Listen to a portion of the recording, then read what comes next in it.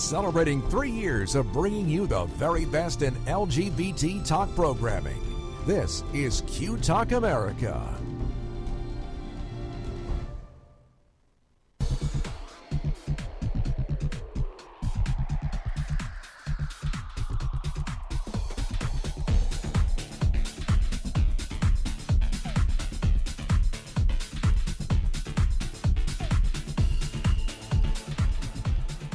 And welcome to TechnoBabble. I'm guessing that it's episode 31 because my iPad went to sleep. Otherwise, you're on Q Talk America as we're celebrating our 3rd anniversary. And I'm Joe DeGanzik. And I'm Bradley McComb. And this is our technology show. It's called TechnoBabble. If you're just tuning in or listening for the very first time and you heard about us from your Uncle Bob. Uncle Joe Bob.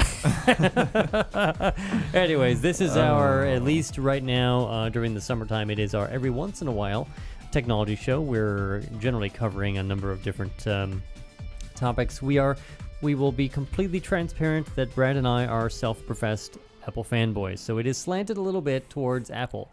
However, we do like to talk about the various tech things going on, whether it's gadgets, things like that. In fact, I have to remind myself I was going to talk about something, and I forgot to put it in the show notes, but we may not have time for it anyways.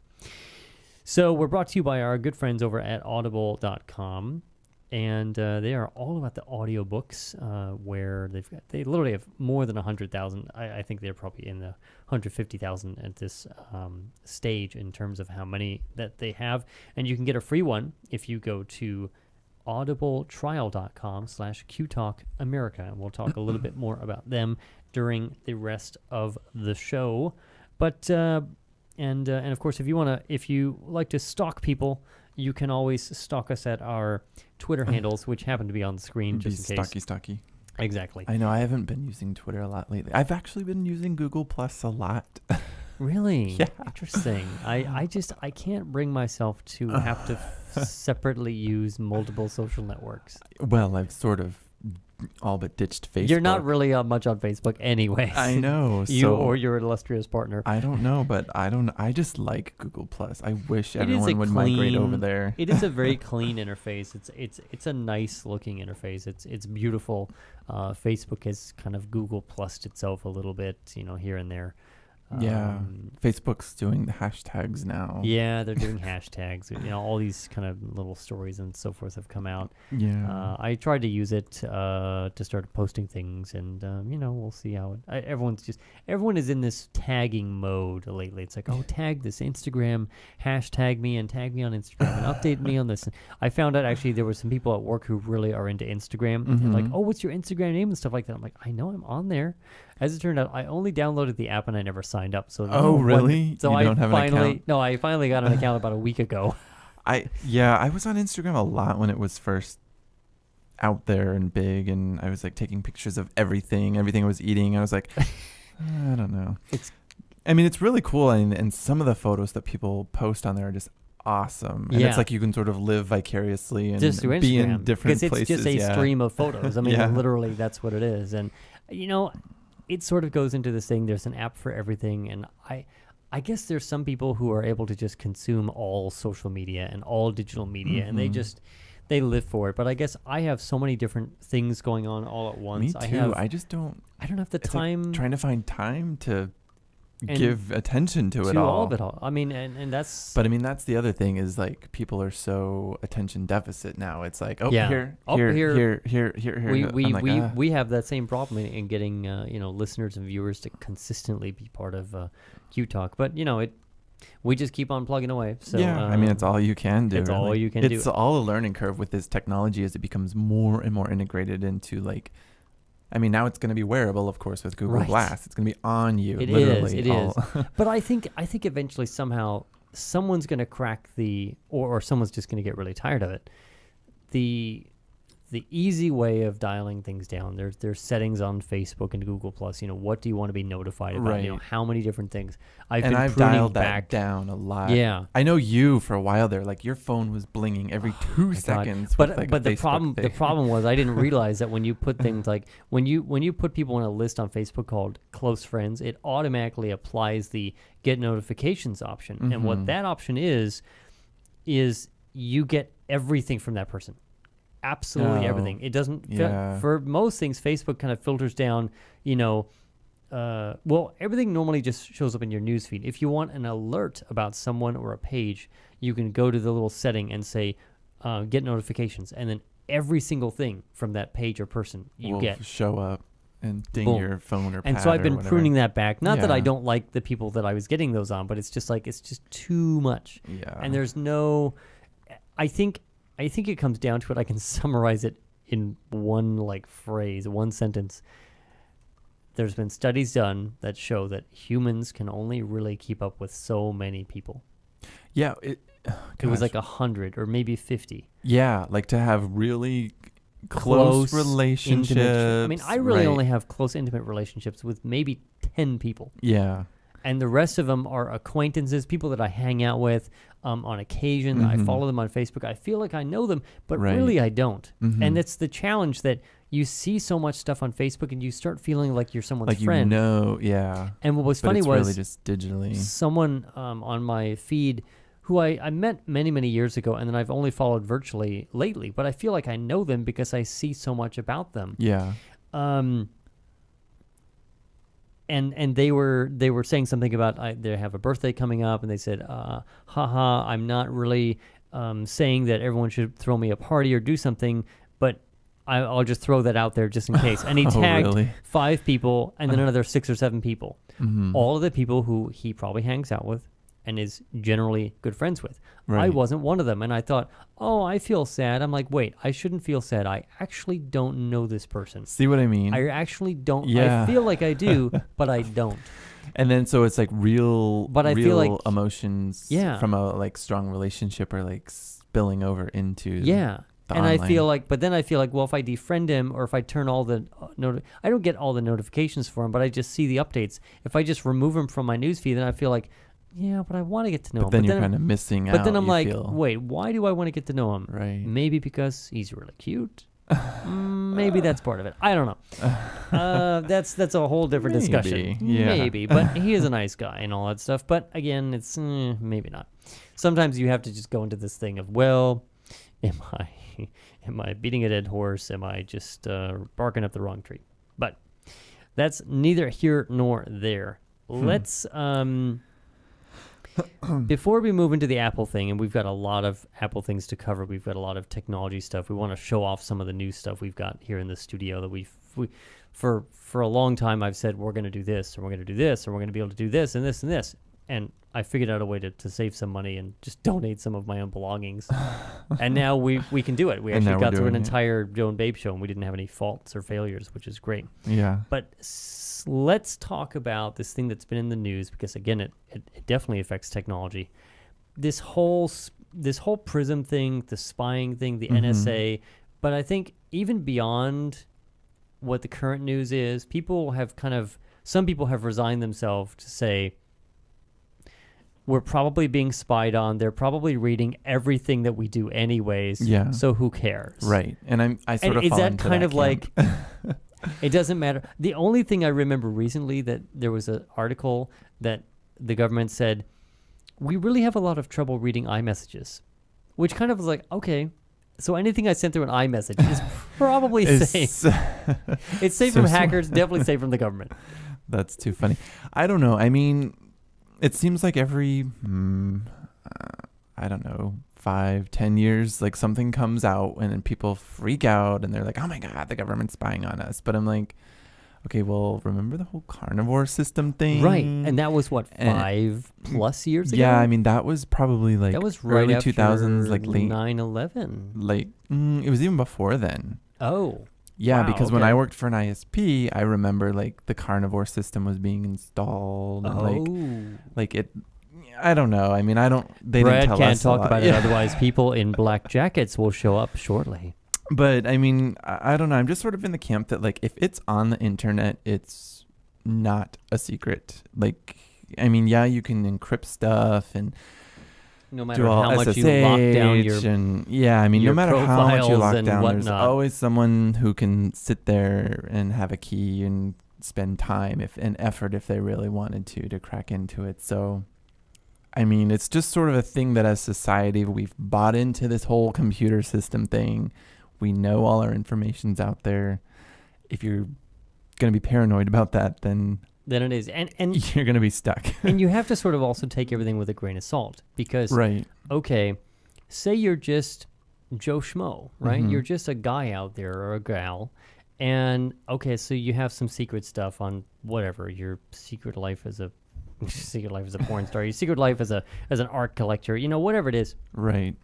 But if you're essentially nobody, and I don't mean to call everybody nobody, but if you're not a celebrity, if you're not a politician, someone of like high importance to the government to maybe be monitoring or something. if Is that someone what you mean? like found out, oh, you're in love with steel I-beams or something like that, you have some weird fetish thing or whatever, no one's probably going to care because they're Right. going to be like, Joe Bob is this. Oh, well, who's Joe Yeah. Bob? No, not really. Now, and I'm not really, none of us on Q Talk, maybe Clayton and a few other people are celebrities. I don't consider myself one. I didn't start the network because I had an ego. Right. I started it just because I wanted to do a podcast, But again, I still have some status. I'm probably like maybe a G-list celebrity. You're a minor celebrity. I'm below Kathy Griffin, right? You're going to create a minor stir. That's right. If something came out about some kind of secret life that I had, maybe it might cause some kind of a thing, but people would probably be like, whatever. Maybe we would get more publicity about it. But, you have to take this with a grain of salt. But obviously, if all your passwords get hacked and then all your accounts get hacked, Right. yeah, I mean, then you're in trouble in a whole different way. I mean, I'm not trying to belittle the fact that Yeah. if you get hacked, like that one journalist whose iCloud got hacked and then they remote wiped his Mac, they remote wiped his phone, that's systematically. That connected nature I mean, of that's holy crap. Yeah. Backup people right. always have a backup. Always have the backup. A backup to the backup of backup. My policy, I have an encrypted backup of everything that stays within my personal space, and then I have an unencrypted backup that stays in a safe deposit box locked away. But anyways. Yeah, I mean, and that's sort of like what I do too. And I was trying to explain that to like a coworker of mine, and she's like, well, why do you keep everything on the computer? Like, what if the computer melts down or like That's the whole why you internet? have backups. I was just, no, she was just saying like if something catastrophic. Oh, catastrophic. Yeah. And I was like, well, if something catastrophic to where like the whole internet in the world, then I think there's bigger problems than like me trying to retrieve my bank statement or something. I need my to-do list for today. Yeah, like. But yeah, also someone was commenting on the electric car thing. They're like, well, what if like the electricity goes out and you can't charge it? And I was like, think about that. If the electricity goes out, then the pumps that run the gas station aren't going to be pumping your gas. So you'll have gas in your tank for a little while, but then you'll be out too. You're going to be out. Yeah. It's kind of like, and also you have to think about it. I mean, we live in a pretty stable region in terms of there's no floods and earthquakes and storms here. Right. There's monsoons, but it's to a point. Even lately, though, even if storms get power knocked out, power is restored back much quicker than it was 10, 20 years ago. Right. Because I think they're aware of how to build these grids. I mean, there is all that stuff that our grid system, our infrastructure is definitely need for an update. Need of help. The and, poor and stuff, yeah. And you look at actually what makes me cringe before we go on a whole tangent on this. What makes me cringe is we have these beautiful sort of modern cities, and you just have these ugly power lines strewn everywhere. And I'm like, there's got to be a better way. And of course, if you can afford it, or if you can get the grants or loans and things or lease deals to do it, and you can get solar to supplement things, then that's helpful. If you live in a solar capable area. Obviously, we're here in Phoenix, and it's 105 outside, so there's plenty of sunlight. You guys, I know, are going to do that probably on your house coming up, which would be really exciting. Oh, I know. That's like, we're going to be all over that. Yeah, exactly. So I think, getting back to the spying thing, there were two parts that came out. It was before the PRISM thing. There was the part that the NSA, or was it the FBI, had some taps into Verizon and a couple other phone companies' metadata, basically kind of like lists of calls, right? Like, but not the content, right? Like they didn't have what you were saying or who, they had like your number, the number you dialed to, the length of the call. Your phone bill. Yeah, essentially like on a breakdown, I guess. You think about it, they send that stuff through the mail. If someone wanted to intercept your mail and like sneak in on what you're doing, it's possible. This is Yeah. not. I think it's worse because they're like, well, they can just harvest it and they can put it in a database and they can track it and they can do all this stuff, and it's kind of like. And then everyone's like, well, if you don't have anything not to doing- hide, then you don't. I'm just like, It's just a weird thing, and you do have to. I like to talk about Star Trek all the time, and kind of when you get to there, but you think about it in some of these sci-fi movies that, in many ways, people don't necessarily have a lot of privacy because you look at all these things like the Enterprise could be like, well, search the databanks of who did this and who did, Yeah, or where? boom, there it is. Where computer? were Where you? is so and so? Where is so and so? He's right here. He's literally. right here, or Yeah. he's right over there. Yeah. I mean, that I future mean- has far less privacy if you think Yeah. about it. But yet everyone's like, wow, that's so cool. It is Yeah. cool, but it's balanced But with it's like, who can use it and who's authorized to use it. yeah. And are there hackers trying to hack into all this stuff? Seems like in the sci-fi future, there's less There's hackers. no hackers. There's no yeah. hackers. There's no malicious people. Everyone's happy. And Except, the antagonist of the movie. right, yeah, exactly. So I just think that there was that piece, and there was Prism, which everyone is now saying there either is no such thing as Prism, or we didn't give the data to them. And I think this article was saying something about they're trying to reassure. Is that right? Yeah, you mean like the whole Facebook and Microsoft Yeah. spying like accounts that were monitored and tracked? Yeah. I mean, I don't know. I don't know. I'm just sort of in that camp that It's probably online happening. is- yeah, I mean, it's probably probably happening. and If you're going to post articles of like you want to bomb the whole country, you're probably going to get a call from yeah, somebody. I mean, you're probably going to show up on somebody's radar. Yeah. But I mean, and I'm kind of okay with that because that allows me to like go about my day and not worry about that stuff because That's somebody right. else is worrying Someone's about that worried about stuff. it. I mean, you eventually have to sort of give up control of some things. And Yeah. You just, that's the challenge of humanity at this point with billions of us. Mm-hmm. And I know. There's how many billion? Like how many billions? 6 I think it's going to hit people? 7 billion soon. There's so many of us. Stop having babies, people. There's only so many resources on the planet. Gay population control. Sorry, I'm drinking from our previous show. I didn't. I do you want a know. drink, Brent? I would actually love a drink, but it's kind Oh. of too late. We've already started. It's a little show, but well, maybe if you take a segment at some point, then I can go make you a beverage. Actually, I can get you a strawberryta. What is that? I'm not It's a big new drinker, thing. so like No, I these know. fancy It's- names. No, I'm it's just like- it's actually it's not really fancy at all. It comes in a can. But it comes to a can.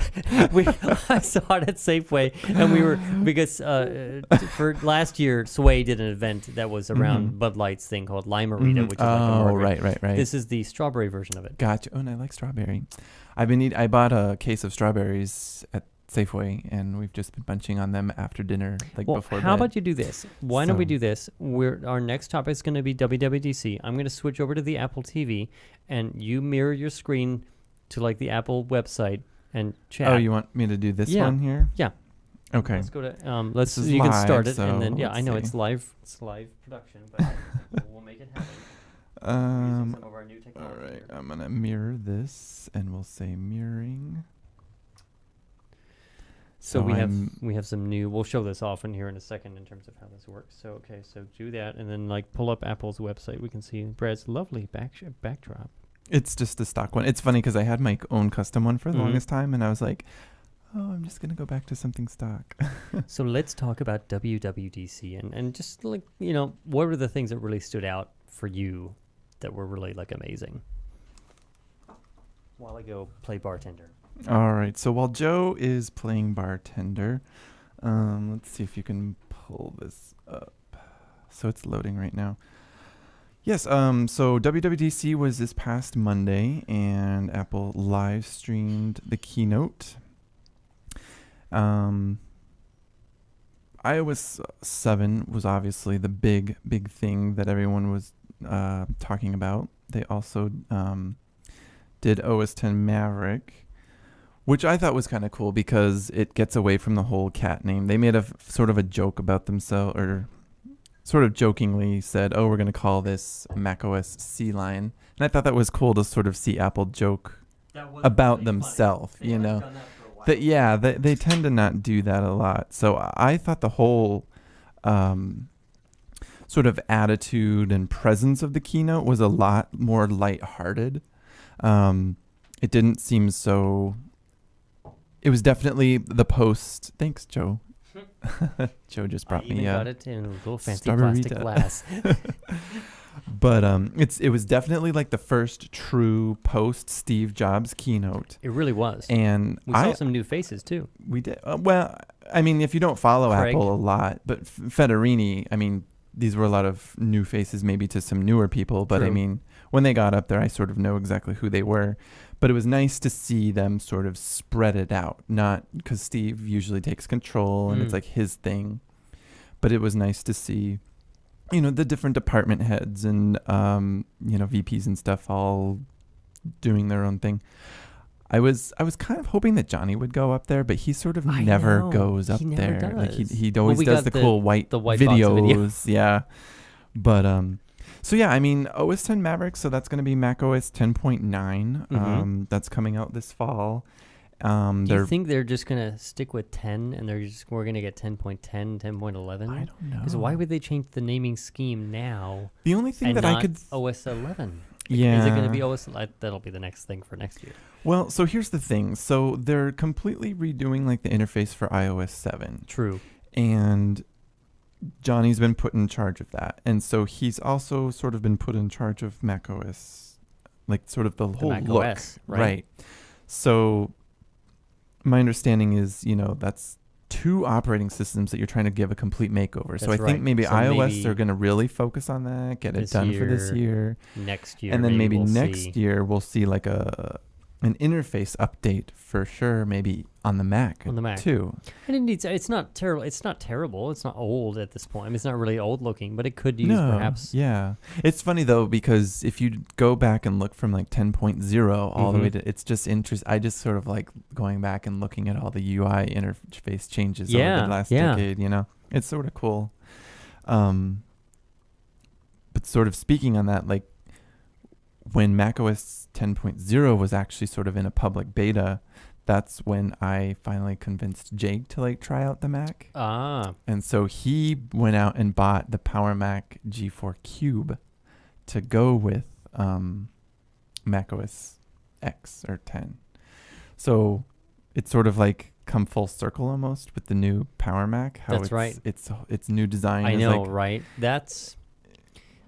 So they're like, oh yeah, we're innovating and everything, but it does. I mean, they even said Phil Schiller was like, a little bit, giving homage to the Cube, which was a really cool design. I mean, it obviously really had its flaws, but so that was another thing that they did on Monday was release. I'm trying to pull it up here.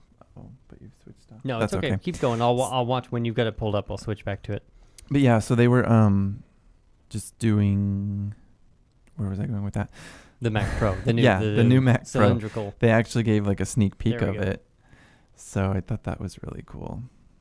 No, it's cylindrical. I mean, it really, did you see you saw, I'm sure, some of the photoshopped memes. Yes. You like can a use it as tissue box. a rice cooker, and of course, somewhere for your cat to hang out. Right. It's very 2001: A Space Odyssey. Yeah. Yeah, I just feel like a red light and Hal's gonna come on there. you that someone's going to mod like, the thing. Yeah. But I think it's a very cool looking machine, and I kind of like the fact that they're like, okay, we're sort of post PC, so the desktop itself doesn't have to be a desktop anymore. I mean, it sits on a desk, obviously, but it doesn't have to look just like a box. It doesn't. And it doesn't have to have all the other things, such as, I mean, it's got its own onboard SSD storage, but everything else is external. But it's like the I/O is so as fast or faster than like internal like expansion slots now. It's like you don't need a big box to stick cards into. That's just plug it into this machine. That's right. And just daisy chain it. That's right. It's faster than hard drives anyways. I mean, I think PCI Express itself is still faster than Thunderbolt, but there's, it's still like, what's the application? What's the need? If everything is internal and it's super fast, then that's great. And if your hard disks, which are always going to be slower anyways, then it doesn't really matter, I don't think. But yeah, I mean, a lot of people were sort of concerned that the graphics cards are soldered on. I mean, you're not replacing those graphics cards, but it's I mean, that's sort of their whole new design thing. Like everything is just built in. Like you're not scroll down a little swapping bit out. more. Let's see what the there it is. Yeah. Yeah. And that's the back of it, which lights up, which is kind of, I mean, it's a gimmick, but I mean, it's kind of cool that when you turn it around, it lights up. But I mean, everything is, it is basically kind of like an iMac. It's a power iMac, right? In a sense, in terms of, because everything is permanent. Right. Inside. Yeah. I mean, and then now it's like the iMac with bring your own monitor. Although, right. I mean, definitely supercharged in there. But the old Mac Pro was, or the current one, was bring your own monitor. So, well, right, but I'm just saying it's like an iMac, but right. No, you're right. But I mean, I don't know. I saw. I think it's beautiful. I think it's beautiful too. I would want buy to see it one in person if I have a need for it, and if there's enough money. Because the current Mac Pro was around what, 3,000? Yeah, it was like, I think it gosh, I haven't even priced one in a long time because they were so outdated. Yeah. But I want to say, for some reason I want to say like 2,700. Seemed like. What do you really think they can? Because this is so I've been reading that like just smaller, the parts itself is gonna lend this thing to be like 4 or 5. Yeah, like $3,000 to $5,000. Oh my God! And the fact that they're actually making it here in the U.S. They're not making it in China. And you know how he was saying that they're actually getting parts from one of the states he listed was Right. Arizona? Yeah. I figured, well, Intel's got that big plant out That's there, right. so the processors They're are probably being coming manufactured from here. Which in Intel's Arizona. a huge presence here. Yeah. Yeah. And so then they're gonna take them over to Texas and put them together. Assemble them. Yeah. It could be 5,000. And at the end of the day, this thing is. It's very powerful. Very niche, very for a certain kind of user. Yeah, it's not for everyone. High-end video production, graphics, obviously. But I know, It's really, I just think also that it's, again, bravo. People, and Apple prefaced their WWDC at the beginning like they never have before with a video. A kind of like, we're sorry that it took so long for us to announce something video. It almost felt like that. And it was, we could play it for you, but we would probably get popped on YouTube for it, or Apple would come over and knock on our door saying, what are you doing?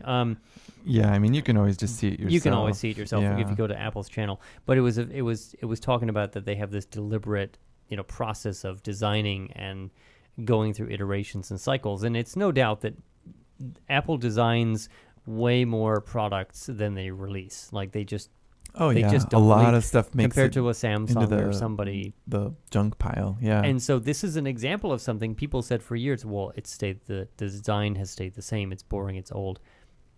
Apple's probably been working on this for 3 or 4 years, I would guess. Oh, yeah, easily, because number one, you had to wait for all these new technologies to come into being, so they could only spec it out so far. And that's why even a few years ago they're pushing the Thunderbolt so much. That's right. It's been slow to adopt. That's right. But they knew, I think, they're going to be the ones to use it, and then boom. Yeah. I think there's 6 Thunderbolts on this. 6, and then which it's is just 4 USBs. Yeah. And then 2. That's right, because you two could daisy Ethernets, chain. right? Yeah, because you could have 36 Thunderbolt devices on this. That's unbelievable. And this is Thunderbolt 2. Yes. This is not even Thunderbolt 1. No, so this is 20 gigabits or gigabytes, not 20. No, it's bytes. It's bytes. Yeah. It's an absurd amount of power. I mean, it's absurd. But and I understand it because, I mean, I have a really nice machine that was spec'd out by my previous person at where I work for video editing and web design and so forth. And having a lot of power is helpful, especially when you're doing like 1080p. And they were saying you could run 3 4K monitors. Displays, yes. That's a lot of pixels. That thing is pushing a ton of pixels at that point. And we're not touching it here. We'll show you actually you can see it behind me, but I mean we have 3 displays running off of we're actually on our PC here. We are out of expansion now. We are are you? I think there's one port. There's one port. There's one USB port that's not filled, and there are no more PCI Express expansion slots. Really? Yeah. Everything is taken, and we're running and we're stable. So Mhm. I'm kudos to the guy that put the machine together and put it up on Craigslist. Yeah. Thank you for putting together a really nice machine for us. Basically, you didn't know you were doing it, but he built it as a high-end gaming machine, Right. and then went back to console games. Oh, is that So what he did? That's what he did. Yeah. And he put it up, and it was only a few months old, and a real nice machine. But yeah, I don't know. I've let's talk about iOS. Okay. I'm excited because we had this conversation at breakfast a few weeks ago, how we were sort of getting kind of bored with iOS. It's nice. I mean, but it's as Apple said themselves, I mean, it's a little dated, right? Yeah. It's yeah. Are I you on think their iOS site? Oh, no. Or I can do it. I can take this one if you'd like. Just turn off mirroring. Oh, yeah. Do you want to take control? I will take control. Mirroring off. On. But yeah, iOS 7, I'm super excited. I just think it looks pretty. And I know that's sort of shallow, but no, but at the end of the day, there's part of this that is very important visually for basically giving you a whole new look, Come on. There we go. It's important to have a brand new design because they were actually talking about this on all about Android this week. Yeah. That many of the operating systems are all coming to the same conclusions. The sort of the thinner fonts, more elegant interface, less 3D. Even though they did this thing with all these layers, they're really saying that layers are very important. And there's the piece somewhere it was on here. With the let's learn about more of the all new design, the parallax shift, similar to kind of the way that Lytro does their thing. I thought that was really cool. Very cool, and that's all being done with software. It's all being done, Because the camera's staring at you, so it can know where you're looking at and sort of shift things around. Do you think it's the camera or all the sensors that are actually making that Well, happen? I'm sure Like it's a all the combination gyros. of It's probably both. I would imagine, maybe. I don't know how they're doing. It's really magic. It's magical. That's right. No. It is completely magical. No, I'm sure if we looked at like the SDKs and stuff, we would find it. There's an see. example of the them talking about the actual layers that will. Well, the top layer is not going to move, but the middle layer and your background image will move a little bit too. We can zoom in a little bit on that. But it really is. The skeuomorphism is gone, or skeuomorphism, whatever. I think that's the correct term. And albeit this has some elements, it really does have some elements from Windows Phone. It has some elements from Android, and it also has the cards from WebOS. From WebOS. Would you like some huevos rancheros, as we say right here in the Southwest? Yeah. No, I think so too. I mean, like, you're sort of constrained to the screen, That's right. when these designers go to design stuff, it's like, okay, here's our screen, here's our user. How much more can we, cram onto there without, trying to put a little mouse and stuff? That's right. I just always, the Blackberries that had the little mouse that like you had a little scroll That's right, wheel the and little stuff. scroll Like thingy. it literally had a little mouse on it. I did. just thought that was so funny. I'm wondering also what there's been some calls recently because they didn't talk at all about the iPad version of it and how it will be potentially I think different. They just released some photos and stuff. Oh, okay. I just was reading an article this morning about that, how like they weren't quite ready to show it off on Monday, but I mean, essentially, it's going to be the same, just scaled up and moved over to the iPad. But some people have also said that they really need to make some adjustments, or the same Right, people who've because been you calling for multitasking, multi-screen windows. Yeah, because you've got that more real estate, so it's like you should be able to do a little bit more with the larger screen, and I would be all fine with that. Yeah, I mean, I don't find a lot of purposes sometimes. I just find I personally think that if you do the sort of notifications right in terms of, okay, I'm on Facebook and I got an email. Okay, maybe it might be nice to read more of the email and then just dismiss it. But you do get the banner. It does give you some information. Right. And I just don't know on these devices, again, if you really need that much multitasking, and if you're going to then go to, like a MacBook Air, which obviously they introduced the new Air, which they did, has an absurd amount of battery life. Right. But just sort of just on iOS for another second, I was just sort of like taking a poll with like general non-techie people. And I was just like, oh, have you like seen anything or heard anything about iOS 7? And everyone who has asked is like, oh my God, I'm so excited. I want to upgrade my phone the minute it comes out. Really? And that's great, actually. Yeah, so like just the general, like. Yeah, they were all, I would assume they are iOS users. Like they all have iPhones. My one friend who's on Android, could care less, they of were course, but I think we know who that friend was. But anyways, but yeah, no, I mean, just like not people who are not like following the WWDC and everything, but they have heard already about it, and it goes into the news feed. So it does, yeah. I mean, I even heard it on like, what is it, KEZ here in the Valley? Like they were even talking about it. Yeah, they're like, oh. So I mean, it does make it into the mainstream rather quickly. I mean, anything that Apple does sort of trickles out there, sometimes floods out there, but. But yeah, no. So I mean, just general users are actually super excited and can't wait for it. So I thought that was pretty cool. I think it is going to be pretty amazing. And there's been some discussion that some of the things that we saw are not necessarily the final version. Like there could be yeah. I mean, I've been reading shifts a lot of people are saying like it's still quite buggy. It's definitely not baked and ready for mass production. People have it. Because people have the developer edition, obviously, at this point. And, what's funny is I'm technically an Apple developer.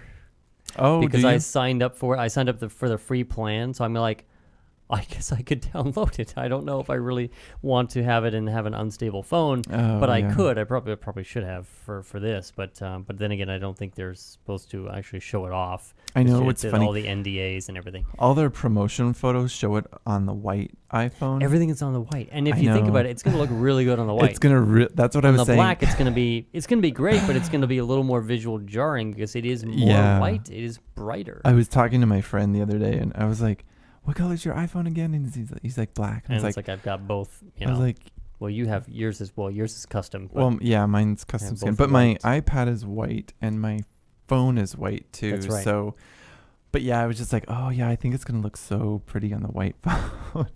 Again, going back to the prettiness. Going back to that. Well, and there is. I mean, I will say it. I mean, I only recently got this case in the past month and a half or so because I sort of just was like, well, the phone's going to get sort of knocked around a little bit more in the car and things like that. And let me just get it so I'm not constantly scratching it. But it does at least show through so that you can see it's an iPhone 5. Yeah, definitely. So I liked that because otherwise I just like to use the products kind of naked except for the touch, the magic cover, whatever it's called. Oh, smart cover. Smart cover. Yeah. I can never remember the word. Smart, magic, touch, there's always the different things. Let's see.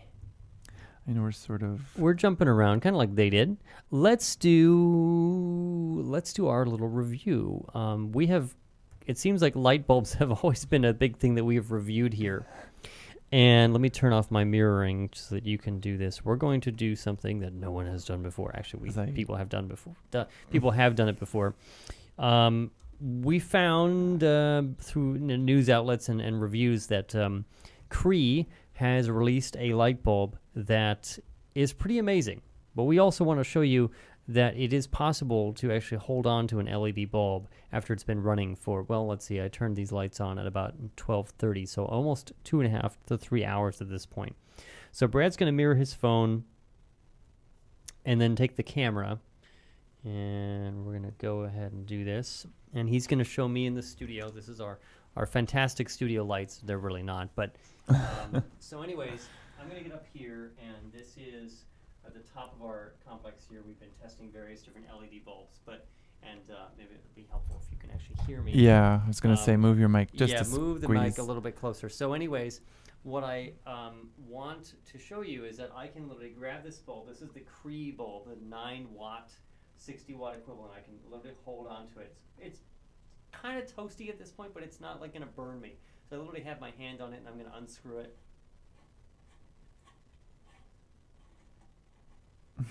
Come on, there we go. And this is the one that's actually fairly light in weight. And put my headphones back on here, and you can kind of show it to the audience at home. And we'll take. They can pose with the drinks. Yeah. But anyways, the Cree bulb is 60-watt equivalent. It is a warm white. They sell it in a daylight white, and they also have a 40-watt version. The 40-watt version takes only 6 watts of power. And this has an amazing dim range on it. It will actually go all the way down to 1% without clicking off early. It kind of pops on a little bit early, but if you bring it to the right dim level, really low, and then ramp it up, it's actually pretty amazing. And it is, like I said, it's been on for 3 hours. I can hold it comfortably in my hand like this, and it's fine. It has a strange I was going to say, does that have sort of like a silicone feel to it? It has a sticky feel. Yeah, it's not really sticky, but it's kind of like this weird material, and everyone's commented on it. They don't know. Oops. The bottom is bottom's hot. Really hot. The heat sink is hot, but the bulb is not. Okay, yeah. We don't have OSHA insurance. Warning, yeah. Heads up there. Okay. Yeah. But that's really cool. So LED, and they call it the light tower. Now Cree, it's a little LEDs and a little tower inside there. The only drawback of it is the very top of the bulb is not. This part doesn't emit a lot of light, but we still get a lot of light out of it anyways, and it really is pretty amazing. And for the price, $13. I know versus when you picked it up $50 at your local. That means you could actually replace a bunch box. of these, and you would see payback in like 6 months or a year. Mm-hmm. And the thing is, Cree themselves has been making. We can show the brand. There we go. Cree has been making the chips for decades.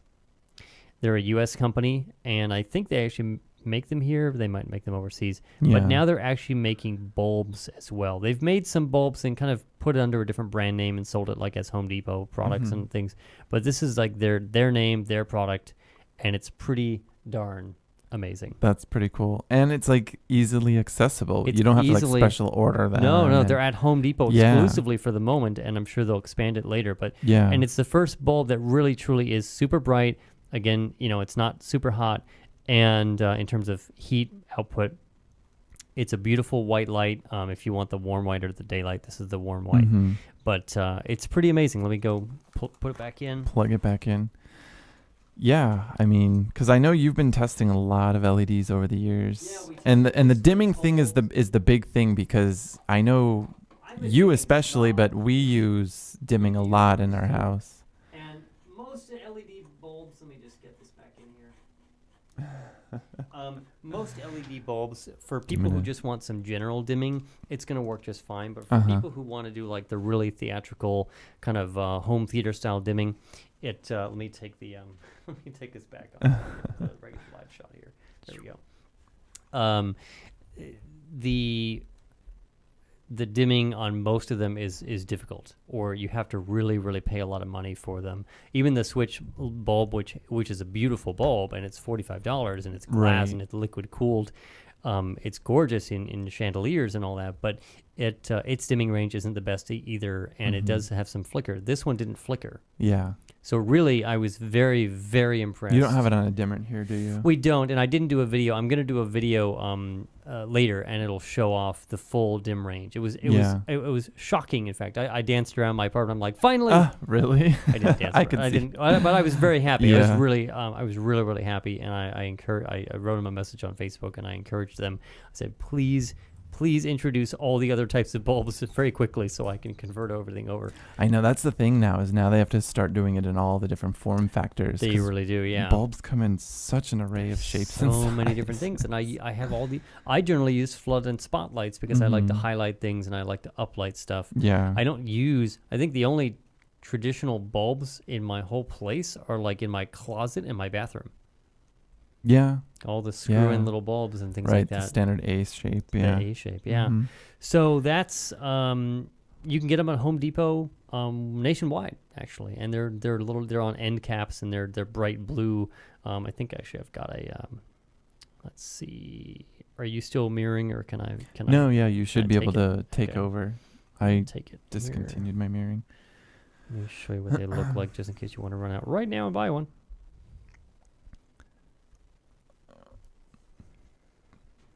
But yeah, so Joe's gonna switch his. There we go. They Well, this is the website for it. I guess actually we could have gone. Yeah. Let's just do this. But I was going to try and show you the packaging. Now, can you order those online or just at the Home Depot? No, you can order them online as well. Looks like their website's having problems, or we're having problems, or something. I was just trying to find what the lighting facts. It looks like the nutrition label on it. I know, isn't that funny? It's totally like That's funny. It's totally like that. But yeah, you can get them online. You can get it at the actual Home Depot stores themselves.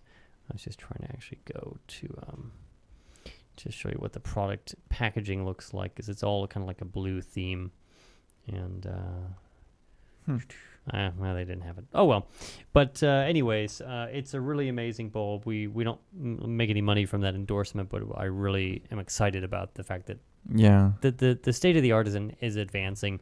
The next thing that they're trying to work through, and this is companies have different ways of dealing with it, is normally when you dim a regular light bulb, because it's basically like we've talked about, it's a little fire, basically, right. a little You're just burning heater. Turning down the fuel. when you turn it down, you get that nice fiery glow, and that which in a sense there's been studies done as to why people respond to different types of light, and it's because we're used to the sun, and the sun is a big burning ball of hydrogen. So and as the sun gets, it's just what our eye is used to seeing, and sort of our brain processes. And that warm light. LEDs don't change color as they dim, so companies have been experimenting with adding some red and orange and things like that, and adjusting those to sort of almost artificially make it do it. So we're going to see that get solved, I think, really permanently in the next couple of years, and it's going to be cool to watch. And I'm happy that the LEDs really have come around, because the usual thing that people put in place to save energy is the CFLs. The CFLs, right. Which, they have mercury, but that only is an issue if you drop them and break them. But generally, they don't give off a lot of very pleasing light. Yeah, I mean, it's just sort of like a standard light. Like, you're not using it for accenting or anything like that. It's just not, I just don't like it. So, but yeah. It's so funny because at my old house, I had CFLs, but they were in the shape of like a spot. Almost. Oh yeah, or not that's a spot, right. But they were like the canned lights. But those, I almost liked them because when you would flip them on, they would have to go through that warm up process. So like in the morning, you would flip them on, and it wasn't like, super bright. Oh my god, yeah. Yeah, so in a way, I kind of liked that. And LEDs come on immediately. Right. So if you can dim them, then that's even better. Oh yeah. Yeah. And they can. Yeah. So it's really. Really impressive. So last up, I just want to do this briefly. Okay. And I can run it this time. Is we've talked a lot about the various pieces of technology on the show, and obviously technology is important to us here at the network because we're internet-based and we don't have just a big antenna sitting somewhere, although I'm sure that would be important to people too. Let's see. Let's go to the Apple TV and mirror, and I'm going to mirror my camera. And this is the new gadgets. This is kind of the new gadgets, yeah. So we have all of this stuff. If I take the screen here, people actually haven't seen this either. That's a cool shot. This is actually, if you look in, this is from behind the microphone kind of thing. I should have actually set this up in a dual shot so you could see what we're seeing too. But anyways, this is our control panel. This is our touch panel that runs Wirecast. This is for our primary display for the Windows PC. We are post PC studios because the audio still routes without using PCs, but for all the video stuff we have to have a PC. And we didn't go with a Mac because it was going to be too expensive to buy a Mac Pro, basically. Oh, I know, right? Yeah, I know. I really would have liked to do that, but if you'd like to donate to us, we'll happily change it out. Gladly take one. So of course there's Brad over there, and we've got all these people. People say like, why do you have all these iPads? Why do you do this? And the fact is, they all serve different purposes. We can have our our silly sound effects on this iPad, which also can run some music as well as a backup. We can switch it around because these are on these really cool stands. So some of our shows, actually, they'll flip the iPad around and they'll let the host who sits in Brad's position. Oh, just like bring this over? Bring this over, and they'll run the sound effects, they'll run some things. And the engineer, some shows actually, their host is not the engineer. They have a separate engineer. Right. And then we use Call-In Studio for our virtual call system, which basically we get the audio in and out of it through a Skype call. And then we can actually use it as a virtual switchboard. It's meant for podcasters. It's meant for anyone who needs kind of a virtual switchboard, and they bill you just by the minute. It's pretty cheap, and we like that. And of course, we have our traditional sort of audio mixing console, which has grown over the years significantly. It's definitely gotten larger. This is a Behringer. I think this is the 1830. I don't even remember the model number. We'll put it in the show notes. But anyways, and we've got our headphone amps and so forth. We've also Facebook messages. I thought I turned those off. Alert. Let me turn that off. Oh, great. This is what happens when you're doing it live. But anyways. And then this was our solution to the Apple TV issue, because Apple TV, we were going to use the Apple TV, which is sitting back there. You can just see it hiding out back there. There he is. You can see it back there, but our solution was going to be using the Apple TV as a digital streaming hub. But due to Apple's, I think, deals with all the content makers, they have forced the HDCP flag restriction on all streaming media, even if you own it. Mm-hmm. They just said, we don't want to even worry about. They're like, we're just going to put this block tag it all. and and because we're pulling that in through a capture card to bring it into Wirecast, we couldn't actually stream it like we wanted to. So we've got a switcher in the back, and then we actually have the digital AV adapter, and then we've got one of our iPod Touches, our 4th gens, that actually does our digital video out, audio video, and then that goes into Wirecast. So it's a wonky solution. It's not the solution that I wanted, but we can still do mirroring and we can get it done, just not as easily. It works. But it works. Yep. And we got one device for Skype. We got one device for our broadcast, which is our Shoutcast app, and then we've got another whole iPad that we can do all of our recording on for audio, and then we can do some editing for short audio files anyways. Otherwise, we upload everything and process it through a online app called Auphonic. And then we've got a third monitor over there, and we've got our program monitor, so we can see what we're doing, and we can see remote guests and all that good stuff. But otherwise, that's the thing. Oh, and the little webcams, yes. Tiny little webcams, which we're about to outfit with zoom lenses so that we can actually get a little bit tighter optically. And then that one on the left is our wide shot that we have a widescreen adapter hacked onto it. Yeah, we've got the guys next door who are getting ready for working it out. And then there's the other little camera right over there. I kept hitting my... Oh, you kept hitting your thing? I kept hitting my headphones for some reason. Brad doesn't know how to use headphones, apparently. I'm used to earbuds. Yeah, that's right. Or the Bose ones. The Bose. Brad has that fancy headphones. But that's... Well, I just borrowed Jake's. Oh, well, I steal his. Nice. But that's... I just wanted to kind of... This is... Yeah, a quick I'm tech actually promising myself not to add anything else. I know. We'll throw You keep saying that. I keep saying that, but we're done. I mean, it kind of... Because now we can do all this in terms of we got streaming, we got mirroring, we can throw it's photos all there. out there. It's all right there. What I wanted is that we, as hosts of shows and producers, can make more interesting shows. Yeah. We had the video thing, but it's like, oh, we're just going to have cameras? Like, that's not... I want to sort of be, albeit on a much smaller setup, I sort of want to be Twit. Yeah. You know what I mean? They're sort of and they do a lot with a little too. Yeah, they've got that rotating. We thank if any of you are watching, we're going to try and tag you in something. If you're watching, thank you for the inspiration to kind of become a network, even though it's not a technology network, but the inspiration came from Twit, and the idea for Twit was pushed by Jake and Brad to me, saying, "You gotta watch this. That's amazing. Don't you remember Sarah Lane and Leo Laporte?" And I'm like, "Okay." Back on Pop Siren and Rev 3 like before she even went over there. Yeah. Yeah. So anyways, so big thank you fans to Brad and Jake for pushing me towards watching Twit, and then thank you for Twit for kind of being this tech inspiration of, wow, you can do so much with so little. They have that whole rotating kind of control board and their brick house, and they started in a small place kind of like this with the cottage and all that. Yeah, exactly. So, thank you guys. So anyways, yes. On our 3rd anniversary here that we're 3 doing. Can you years. believe I've been working on this whole thing for 3 years? No. Well, yeah. I mean, I just remember you literally were in your studio apartment. It was a studio apartment. Studio apartment. Studio. One last thing. This is not technology related, but this is we're kind of throwing this out to all the different people, or all the different all of the different shows that are broadcasting this. We are going to be due to our relationship with a broadcaster, an LGBT broadcaster who also has a kind of a straight based show out of California, who's going to be helping us out with the Supreme Court decision coverage. Oh, like nice. literally, you'll be able to go to Q Talk America. We will be the CNN of the gay community for when that comes out, and we want to show you this promotional clip right now. Are you as excited and maybe even nervous as we are about the upcoming decisions that will be handed down by the Supreme Court of the United States later this month? Hello, everyone. I'm Randall White, host of Equality Radio here on Q Talk America, in anticipation of what will surely be a historic day.